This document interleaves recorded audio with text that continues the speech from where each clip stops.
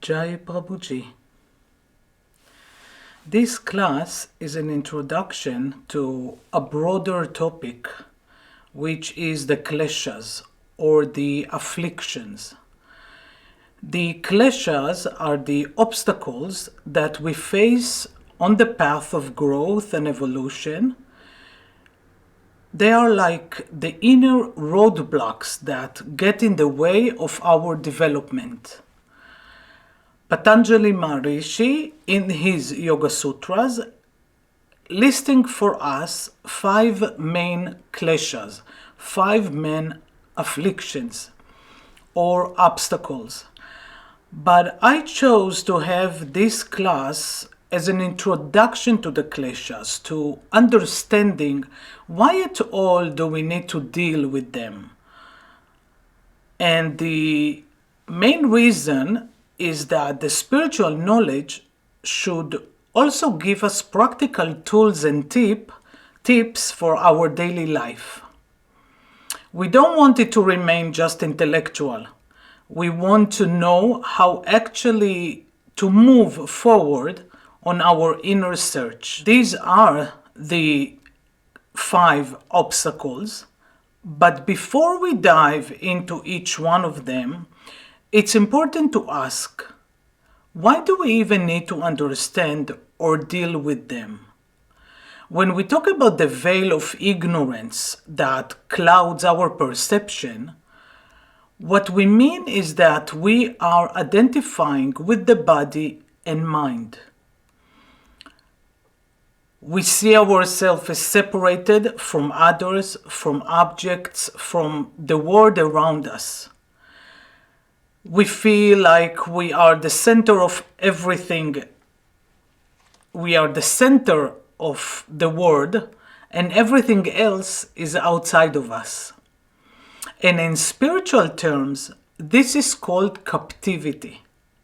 We become prisoners of our own minds. So what is captivity in spiritual terminology? It's not physical, it's mental and existential.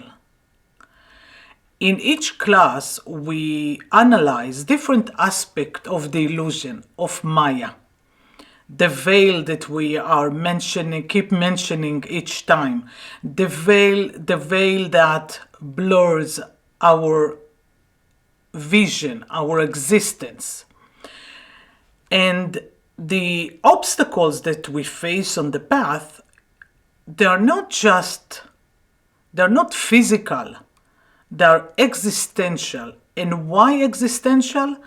Because it shapes how we see ourselves, how we think, how we live. Everything we experience is filtered through this mistaken identity. Everything from the first moment that we open our eyes till we go to sleep, included in that sleep phase, we are living by this mistaken identity. We believe that I am this body, I am this mind, I am this personality. So our entire life is built on false foundation.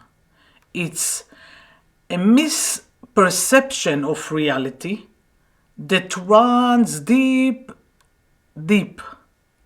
So, and this illusion shapes how we relate to the world, how to relate to others and to God. And this perception obviously it influences our search, but it can hinder us, and we need that through the scriptures we will get the tools that will help us practically move on. Let's read from what Prabhuji writes. To escape from prison, we must first know it well enough. To live beyond the cell's bars, we must first be aware of them. For these reasons, masters such as Patanjali were dedicated to analyzing afflictions. So we see from here how much emphasis we should put in understanding the avidya, understanding the pathways that our mind is built from, understanding the illusion, because to run away or to get out of them, we need to know them very well. When we are lost in the forest, we need one thing. We need to remember how we came in. If we remember how we came in, it will be very easy for us to find a way out. But if we are lost in the forest and we don't know how we got there and how to get out, it will make our path more difficult. And as we can see here, Prabhuji mentions why Patanjali Maharishi in his Yoga Sutras give us the list of the 5 Kleshas, or the 5 afflictions. And since I wanted this lecture to be an introductory, this is why I don't want us to get into each one of the Kleshas. This we will do in the next classes. And they are not shortcuts. I mean, let's look at it from the ego's perspective. We are all searching for happiness. We all want bliss. But could be that maybe we are only drawn to one side of the coin. We seek freedom. We say that we want to be free. But what about the price that has to be paid for that freedom? So when we meet an enlightened being, someone who no longer lives in ignorance and radiates this divine bliss, we feel drawn to that. We say, oh, this is what I want. But if we look into the lives of many saints, you will oftentimes find that their path was marked by suffering. We cannot say that it was always blissful. I can tell you that many people met Prabhuji, and by grace they experienced divine bliss. But it didn't always resonate. For some, it was just a passing experience. As spiritual as it is, or as mystical as it is, the experience came and went. And why is that? What is the reason? Oftentimes we say on the spiritual path that we shouldn't focus on the darkness, right? We should just bring the light into the dark room. So why to deal with the mind, or why to deal with all this conditioning? Why to look at the dark places in ourselves? But as Prabhuji explains, many times in order for us to get out, we need to know where we are. So we have to understand where we are, or where we are heading, and what tools can we use, and what will help us to overcome the darkness. And this is how we work with ourselves in spiritual life. To overcome something, we cannot just ignore it or repress it. We have to understand it. And the light we bring is the awareness. So say we have a characteristic that we don't like in ourselves, or we want to overcome a particular pattern that I have in me.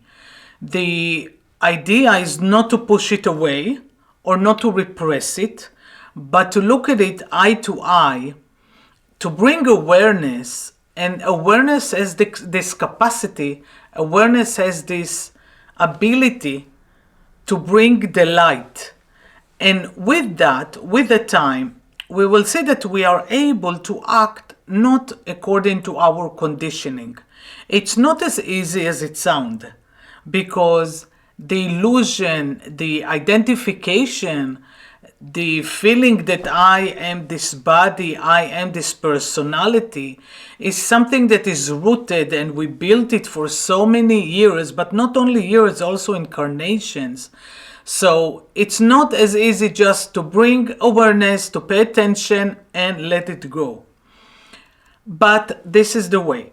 And this is why it's important to know the afflictions, to know the obstacles on the way, because this is the only way that we will be able to overcome it.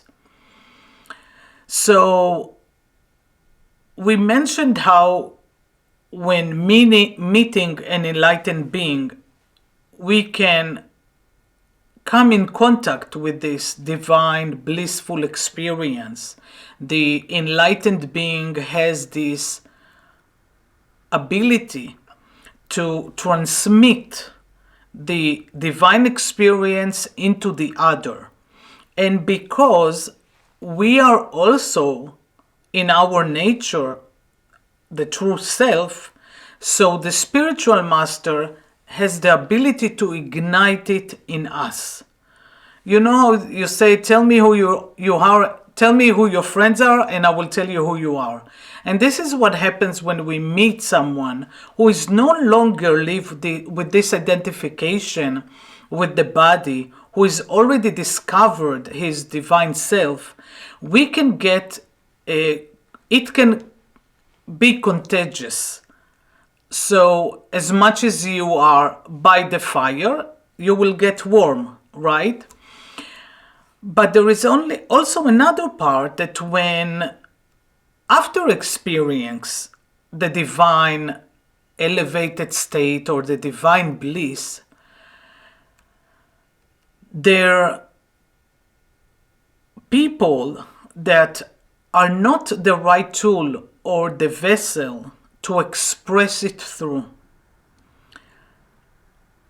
It's a tricky subject to talk about, because as we said, we just want one part of the coin.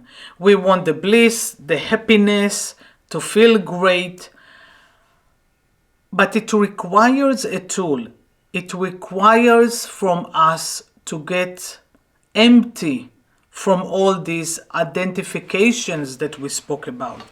It requires to be like a flute, right? Like a vessel that can transmit this divine wisdom, this divine experience.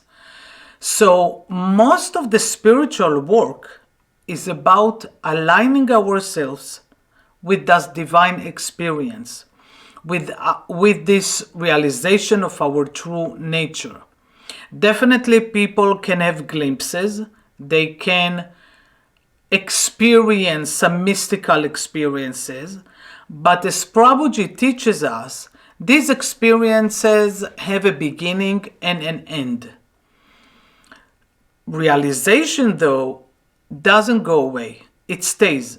It's always there in the background.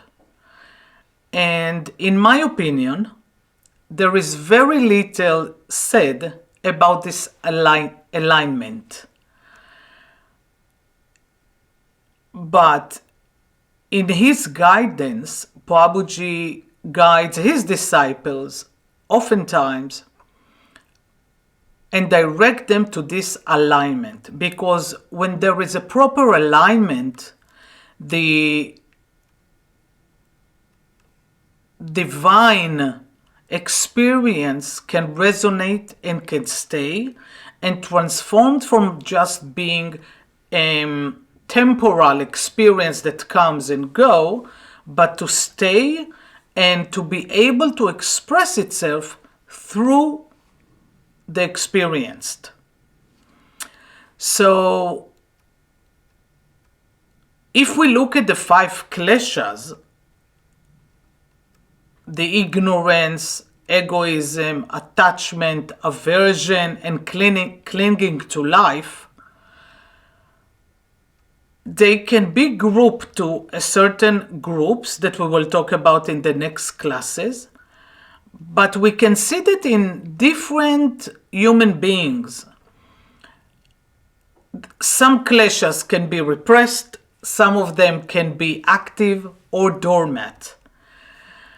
But here we are to focus on the spiritual development, the spiritual path.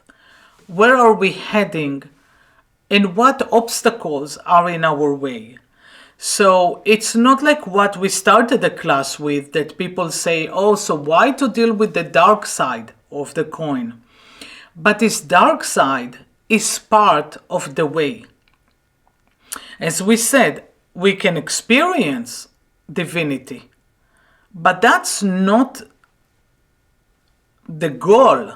The goal that we want to achieve, or let's say our direction, is that I will be a clean vessel, that the divine can express itself through me. But in order for that to happen, we need to clean ourselves. We need to be empty of a lot of things. And this is where the kleshas come in. The kleshas are the obstacles on the path that each one of us will face.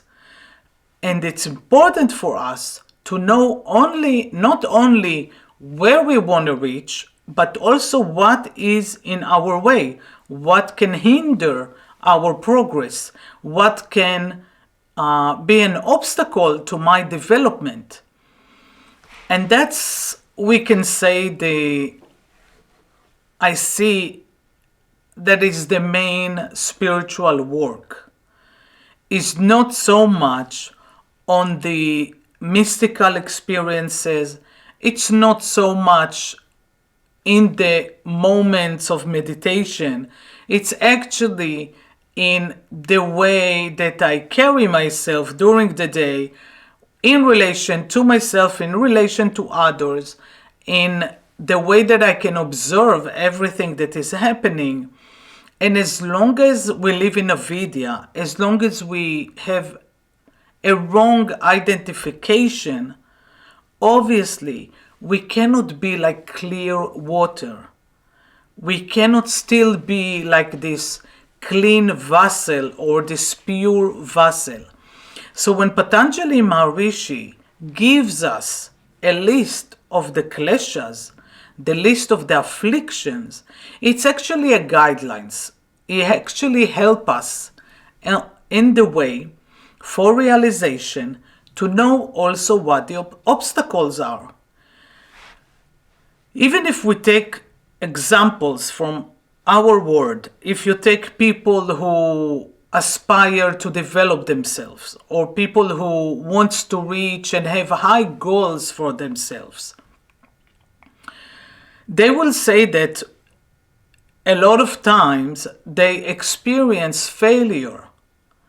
It's not only the winning and the medals that made them who they are, but it's mainly the obstacles on the way and the failures. And that gives us a degree of,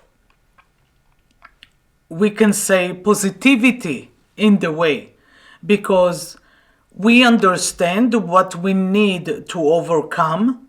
The scriptures give us guidelines, and there is nothing like be with the spiritual master who can guide you and direct you during your life.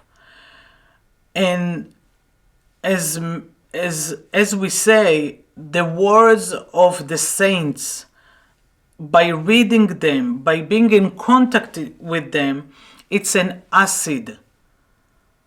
Prabhuji tells us that the scriptures and the words of the acharyas are like an acid. It's an acid that go and slowly dissolve the illusion. Another point in relation to the kleshas is that we're speaking how important it is to learn them, to recognize them, to overcome. But I don't want us to go with the feeling that if we do recognize them or if we do overcome them, our paycheck will be enlightenment. And the spiritual path is a path that doesn't require like prerequisites. It's not that we are supposed to start our search or our spiritual path or walk in the path when we previously have certain expectations or certain characteristics. We are all in the same pool here. Each one comes with a history of this life and history of previous many incarnations. One cannot be the other. So my struggles will not be your struggles, and vice versa. But it's important to understand that this is not the coin that we are paying in order to get, as a result, enlightenment or the self. It can be that you practice, that you try as hard as you can to overcome ignorance and to overcome your mind and your conditioning. And enlightenment will not happen. But in that sense, as a spiritual seeker, this should not be our concern at all. What's in the hands of the sky, let's leave there. Let's leave it to the sky to decide. But we need to take in control what we can. And our part is to recognize the kleshas, to recognize the obstacles in our way, to recognize what can hinder my search, what can make my search harder. And this is what we need to focus on. We don't need to focus so much on the results. We need to focus on what I can do. What I can do every day to be better in my search, to try to treat others in a nicer way, to develop compassion, to develop love, to develop affection. So it's very important in that sense, because it can sound as if Patanjali Maharishi gives us 5 kleshas, very definitive, and then, okay, the result means enlightenment, or result means emancipation, or the result means that we will be free. I hope that for each one of us, the divine grace will take over, but being realistic and see many years on this path, that it's not that simple and easy as it can sound. We mentioned before how it's years and years of covering, years of identifications, years, if not